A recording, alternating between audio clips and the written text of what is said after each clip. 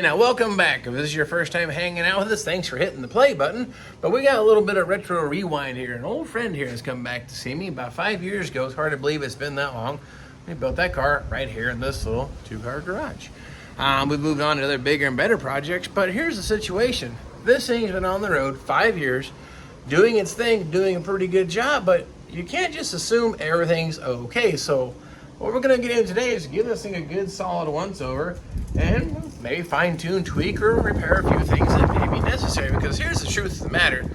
This thing is still a 60-year-old car. The parts we use, well, they're just what you can find. Are they as good as original or maybe worse? We don't know. So it's worth probably shaking down the front end, going for a test drive, not just pull the dipstick and make sure it has fluids in it, but give it a good solid once over and make sure everything is good. Because this thing was a nut and bolt restoration. Even if you did it yourself, we're not perfect. We're not without error. So it doesn't hurt to maybe put some eyes on it once in a while to make sure you're still going to do what it needs to do. And that's what we're going to get into here today. And that'll start with just by a basic walk around. Is all the trim still in place? All our badges still on there?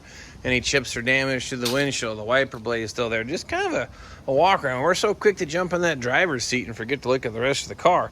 Are the tires appear to be inflated or holding air? Things like that. Just kind of give it a once over. I know we wash these things. We give it a pretty good rub down and get a good idea what's going on, but it doesn't hurt to kind of take a peek. And the next thing we do is just go for a quick test drive. Does the transmission still shift like it's supposed to? Because I love transmission problems. I really enjoy to find another one of those. Something I've also discovered is, it's hard to tell, but these lug nuts are supposed to have little black plastic caps. They're launching off of the studs. I believe might be too long and it's working them off, because there should be a little black plastic cap on our lug nuts. So I know it's a little minor detail, but technically, look, see, plastic caps. I have a feeling it has something to do with the length of the studs, because it's only happening on the front. So that's kind of that. We'll probably check some things here under the hood, take a peek around under here. Now, same thing. I'm going to check all of our fluid levels. Does it have antifreeze in it? I mean, we always assume everything's always good, but is it? Wow, it actually looks a little bit low. So, might have a potential leak somewhere on this thing. Are all the belts intact? And, somewhat or relatively tight? Check. Those seem to be okay. Let's put the radiator cap back on. Battery cables secure. Then same thing. Look for any hoses that might be rubbing through on anything, because these things go down the road, things shift, they vibrate, and the last thing you want to do is a hose sawing through and popping. But then you got bigger problems. That looks pretty decent. Now I've got a little bit of staining here on the intake. That appears to be fuel, so we may have some kind of carburetor issue we got to deal with. Look at this though right here. Here's a clue something's not right. Some kind of black soot. That I think I know what it is. The exhaust crossover that goes from cylinder head to cylinder head. Our intake gasket is probably gave it away. He had mentioned there was some kind of a ticking noise when running. I may have already found that one. Up here looks pretty good. I know checking fluids is pretty self-explanatory, I think, but it's worth taking a peek. Other than that, we look pretty good. And we'll take a peek underneath the car. Now this is where the fun's going to begin. This thing's been sitting here overnight. Oh, look at the puddle we already have formed. Now I'm aware, because that was one of the complaints, that he's noticing oil building up on his garage floor. And this thing is slimy madness. So that is not acceptable. I think, let's talk about, when it comes to these old cars, where do you draw the line? What's acceptable? So let's define a leak, a seep, and maybe not even worrying about it. Now, a leak, how I call it, in the world that I even work with at our shop, is if it hits the floor in the shop within the 30 minutes, the minimum that's typically in the shop, that's a leak and it probably needs addressed. If you got some gooey stuff kind of building up and not really dripping on the floor, we'll call that a seep. And most seeps are, I would say, probably acceptable. And then, of course, when everything's dry and clean, that's ideal. So if you're going to chase your tail and try to get rid of all the seeps where a little bit of dirt collects on the fluid and doesn't ever make it to the ground, you may drive yourself completely insane. But that is definitely a leak, and it is horrible. We suspect that it's a rear main seal, but Again, we're going a little further in depth here in just a bit, but that's put on our checklist. We got little lug cap so far missing. Coolant level is a little low. I've got an exhaust crossover leaking, nasty stuff, and I got some kind of horrible oil leak. That's how this thing goes. That's why we're going to address these things and take care of them and come up with a plan for repair. Gonna go for a quick drive here. Same thing. While you're inside here, push all the buttons. Do they work? Does the horn beep? Do the wipers turn on? Does the radio work? Does the blower motor operate? Kind of give it a once over in a sense of, hey, does everything work? And that doesn't mean if it doesn't work, you have to fix it. But there might be a time when you want the defrost or the air conditioning or something to work and you didn't know it wasn't working. So now's the time. Again, we're going to give this thing a solid once over and go ahead and check all these things. That being said, I'm just going to turn the key on and do the wipers work. Yep, they turn on. They got low speed, high speed, and should park in the off position. Horn goes beep beep. This one has the gauge setup in it. Now the oil pressure is basically 0, fuel gauge is almost full, and generator showing a little bit on the negative side, and temperature is surprisingly not reading anything. It was 100 degrees here today, but we'll go ahead and set the choke. Fires right up, oil pressure gauge climbs right up, which is good. Our generator thing here, our charge indicator, is on the positive side, and our temperature gauge, we'll check that when we get back, but that's looking pretty good. Blower motor, let's do this, put it on dash, and let's change it to cold. That means the AC should be kicking on.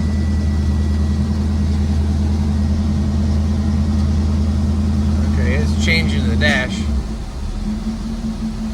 I don't think it's getting cold though. That's not cool. That was okay. Windows will check that, but let's go for a drive around the block. But I don't think our air conditioning is air conditioning. And right now I can already hear that ticking under the hood, so that gasket is definitely dead. So we need intake gaskets. And the air conditioning isn't really working yet. So we've got an issue with that. The joys of owning an old car. Owning an old car. Transmission shifts. Better than the last car. Yeah, that exhaust leak is something horrible.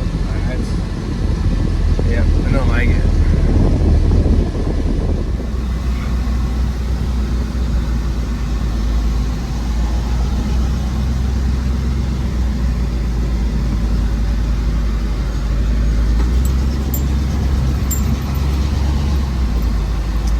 Since we plan on doing some fixing on it, I'm gonna go ahead and park her here in the garage.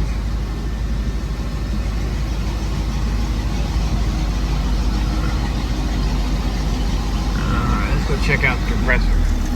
Okay, under the hood here, the compressor is not engaged, so that's why we're not making any cold air. Another reason why, we'll have to dig into that here carefully.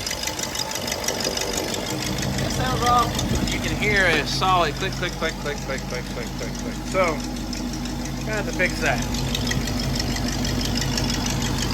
That actually looks pretty good under here. I'm going to shut the engine off. Actually, before we do that, I'm going to check all the lights. And that's backlit. That's good. Parking light, headlight, parking light. Check.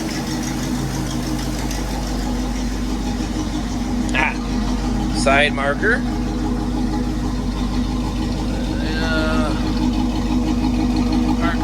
Park light.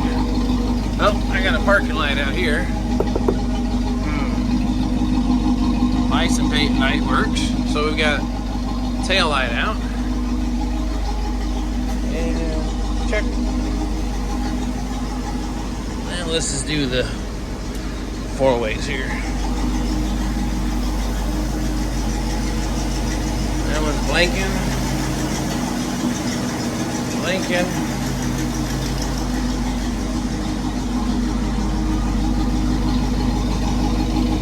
Those are both doing their thing. Oh, this side is, both are blinking, so that means I got something wrong with that left side parking light bulb. I'm gonna shut this thing down.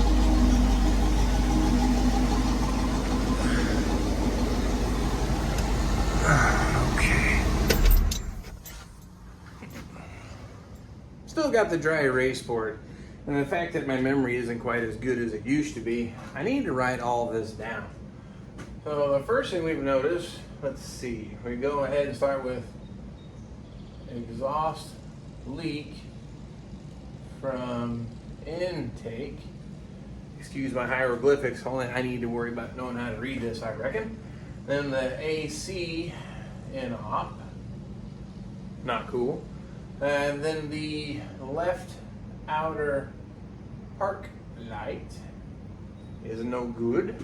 Oh, massive oil leak, engine oil that is, and rear main, question mark. I feel like I'm forgetting something, so I gotta write this stuff down. I think the next thing to do, then I jack up the front of it, shake the front end down. Let's check some ball joints. Let's check the tie rod ends, the wheel bearings, and then we'll climb around underneath the car and pinpoint that leak just the same. Now, in order to properly check the ball joints in the front of this car, the long, short arm style suspension, just like any classic muscle car uses, minus the Mustang, and a few other Ford, and probably some other ones, but like torsion bar still works the same, but not exactly. But anyway, enough of that. Pontiac Firebird, you must support the control arm by the lower control arm, the weight of the vehicle, and keep the spring under tension. You can't jack up the car because what it does, it actually pulls the ball joints, so if there was any playing, it's pulling them tight.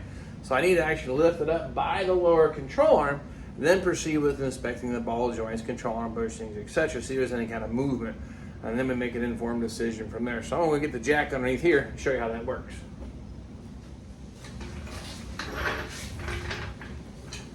Oh my, that seems bad.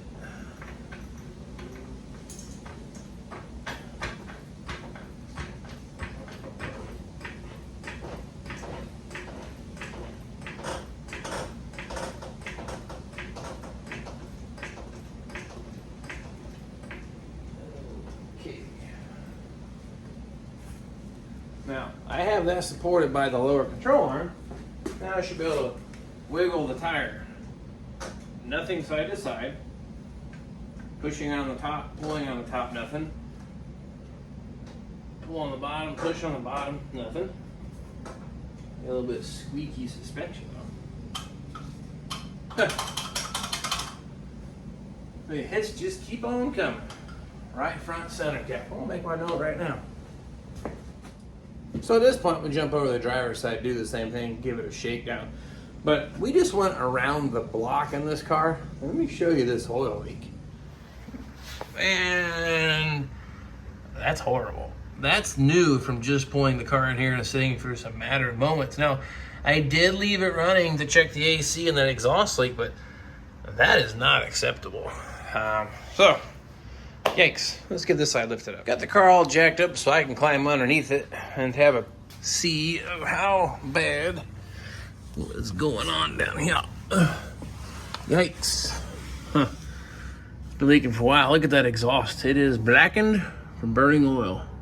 Good news is it's well undercoated and will definitely help prevent rust. But that's unfortunate because it's definitely made a mess out of everything underneath here. Yikes. That is horrific. It appears to be, wow. See that spot there on the oil pan where there's no dirt? It's like right in the center is that drop of oil getting ready to come out of it. It's leaking so bad that the dirt doesn't even collect. It is definitely coming from that general area, and I'm looking up in there. It's kind of hard to see, but it's coming from higher than the oil pan, so that means we have to pull an engine to fix this leak. And then we're probably going to spend a little bit of time wiping the underbody down. I'm not sure there's anything I can do with that exhaust, but that is a mess. Additional note here, I'm on the driver's side. Here's a power steering gearbox, the exhaust manifold, but look at that exhaust manifold bolt. There is oil. And we know how gravity works. It pulls everything down, including me, but it looks like the corner of the valve cover is leaking and dripping down this side of the engine. So I suppose if a guy's gonna fix one leak, probably ought to fix them all. And that's probably a leak. That's gonna drip off of there, so. You know, the hits just keep on coming. This is the passenger side, because here's our passenger side control arm, engine mount, exhaust manifold. But take a peek up there at that oil sending unit. Again, gravity works like this. That's the highest point. It is just dumping out of that sending unit. If I wipe that off and start it up, I think that's 90% of our leak. Our rear main is definitely leaking. There's no doubt about that. I can't doubt that. But the oil sending unit does not look healthy. So I'm going to wipe that off and confirm the leak before we take this thing apart. What I'm going to do, I got this all cleaned off. I'm going to leave you right there. Start it up and see if it starts leaking oil.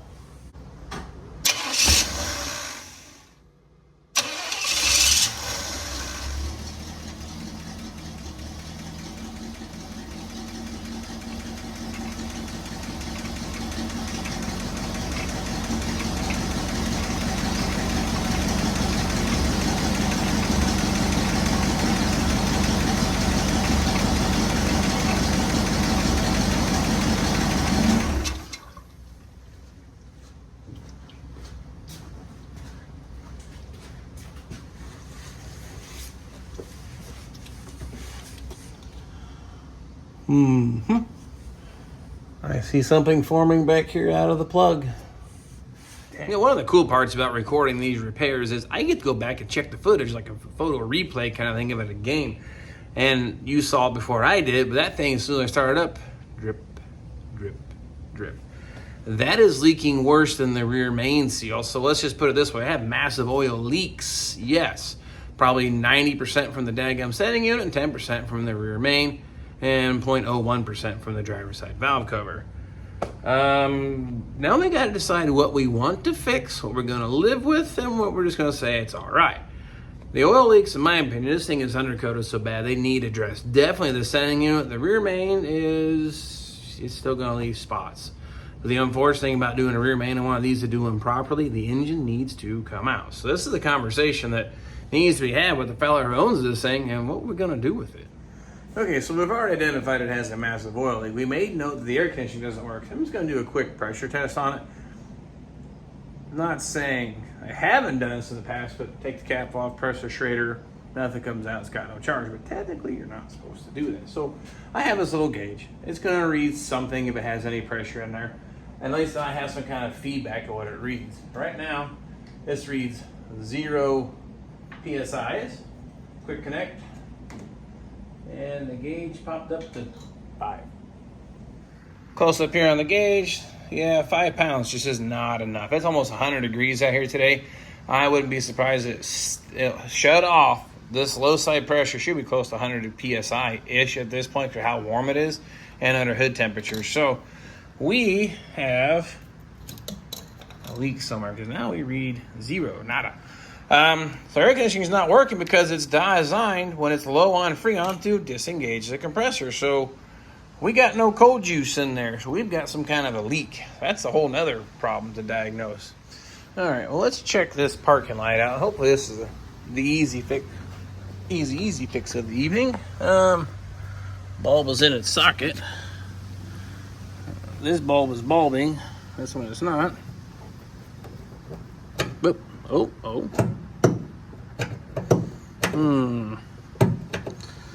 Okay, as I wiggle the bulb around, sorry, works and don't work. Look at that.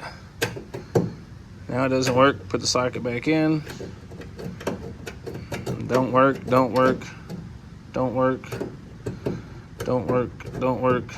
Must be something wrong here with the bulb. And survey, yeah.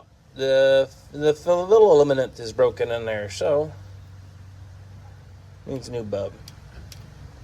That's easy enough. So I need a new bulb, put it back in, that'll take care of that. So that's an easy fix, just a light bulb. All right, so let's run down our list of things to do. The exhaust leak, we've confirmed that's the intake gasket at that crossover. Not that big of a deal to fix. If that was the only problem, that would make my day a whole lot more gooder. AC inoperative. Well, you'll discover they got no juice in it, got no more cold juice. 5 pounds is not enough to trip the low pressure switch, which means you probably have some kind of a leak. Now, I last charged this 5 years ago. It may be a super slow leak, we may never find it. So sometimes you just gotta put some juice in it and see what it does. So we're gonna table that topic until we get the engine squared away. Because I have to take the engine out. There's no reason to charge the AC in case I gotta take that compressor off. There's no reason to risk losing Freon. Left out a parking light, man, I'll tell you what, bulb. I like that fix. That one's easy. We can definitely do that one. The oil leak. Now, we've got a little bit of a problem there. We discovered, and the owner and I thought by the phone conversations, we just had a rear main seal leaking. The rear main seal is definitely leaking of all the evidence that we have. Valve cover is also leaking, and then that sending unit is probably 90% of it. The oil leak from the rear main is probably 9.8%, and this valve cover is 0.2%. So prioritizing all leaks being fixed would be ideal. He has some plans for this car. May not be keeping this engine, so do we spend the money on pulling it out and do the rear main? It is leaking and it will leave spots, but this is visibly leaking as it runs. Not acceptable. Carburetor gas leak. I don't know what's going on. I was talking to him. I think that's some old stuff. It did have a carb leak before, so I think the intake gets an old stain. So I might take a peek at while it's apart if we take the engine out, and that right front center cap is loose and rattling. So all in all, the car's in pretty good mechanical shape. Just some crap went wrong over the last 5 years that needs addressed, and that's why it's here. Now we got to determine what we're going to do. Now my own personal car, it's my car. Pretty simple. We start working on this list, and this is make it right. Well, it's not my car, not my money. So this turns into we need to have a conversation and kind of figure out how we're going to do this. I don't normally do work for money, but in this case, I don't think I want to do that for free. You need to pull the engine out and do this rear main properly, unfortunately. So anyway, I'll give him a call and see what we're going to do. Man, in the meantime, I left him a message. We're going to kind of show you what else I've been tinkering on. I bought that as GTO. I've done some work on it, but I've never actually inventoried every part that came with it. I was so excited when I found it, being a numbers matching engine block, and the price was very reasonable, that I said, I'll take it. I didn't care what was in the car, so I've been digging into it just a little bit. And I guess this is going to be my next project because, well, it just should be. This is something for me, finally. That is the numbers matching block. Looking at it, it is super clean. The cylinder walls look like it's never been ran. So they look really nice. Just a measure with the measuring stick. These cylinder walls are at 60 over. They look good. There's zero ridge on top. Nice cross hatching in them. So I'm going to suspect the machine work was done. It was all wrapped in plastic. I peeled it off to kind of poke around. So I think we're going to run some 60 over pistons. I just happened to find 8 60 over pistons in the car, as if someone was planning for this. I'm going to have them checked. I think they're going to be okay. I don't see any major defect. They've obviously ran short term somewhere, but not an extensive amount of time. And it's a decent piston. It only has the 4 valve relief. So I have no objection running these pistons. I'm not building a race car. I kind of got too old for that. I want something that's going to be reliable and drive it and have some fun with it. So I've done some of that assessing. Driver's side fender has some problems. That hood right there, let's have a quick little conversation about that bad boy. What you're looking at here is a 1969 GTO Ram Air hood. You're saying, well, duh, John, it has the holes in the hood here. It is not just because of these openings. It's because of the cutout here on the backside. If you look at around those openings, they have been modified for the Ram Air pans. And a very clean job at that. So that leads me to believe this is actually an original Ram Air hood. If you get a regular GTO hood, you've got to notch this inner structure like they did here. Both sides, there's a little template you can buy to make it work. It also had a hood tack. Now, I originally envisioned using this hood, but I've ran into a major obstacle that I didn't see until now. Close up. Boop. Zoom, zoom, zoom. That's rust. The whole hood is covered with freaking rust, and they put primer over it and try to fill in the pits. Some people call that surface rust. I call that mild or heavy pitting. I am not going to mess with this hood. I don't want to deal with it. Now, you could probably have it chemically dipped and might neutralize and clean all that out, but that's kind of spendy. I'm going to try to do this car on a budget. You're saying, John, who builds a GTO Judge on a budget? Well, this poor guy right here. I don't have that much money to put into this thing because it's going to be very spendy. So we're going to try to do what we can. But what I do have is another 69 GTO hood, non-Ram Air. So I'll have to cut the cutouts out. But if you know anybody who'd like to conquer this project, make me a reasonable offer, and I will help load it in the back of your truck. Again, you'll have to combat. I'm going to assume this rust. I took a sandpaper to it to kind of discover what was going on because I could see this. I was like, what is this? And I kept seeing it, these spots coming through all over the hood. And that's the same style pitting. So I'm going to assume the entire hood is pitted the same way, just hiding under some primer. So that brings up another table of discussion, topic for discussion. Now, this is a 1969 hood tack. I did test it by plugging it into the pumpkin wiring. It actually still works. The needle moves freely and relatively accurate. Now, it has been sun bleached. That bottom plastic panel here is deteriorated and missing, but it is a working original 69 hood tack. Now, I had originally thought in my head, my quick, thoughts were, gosh, too hot to think. I was going to use this hood tack since the hood I wanted to use had a hood tack hole. This car did not come with a hood tack. I have the build sheet. So I'm on the fence. Do I sell that or do I keep it? I also have an extra set of GTO Judge rear spoiler pedestals. I have 2 sets that came with this car. So if you need those, I'll make you a hell of a deal. So, anyway, I guess that's kind of what's happening here in the old Vinyl Village garage. We'll work on goats and chickens.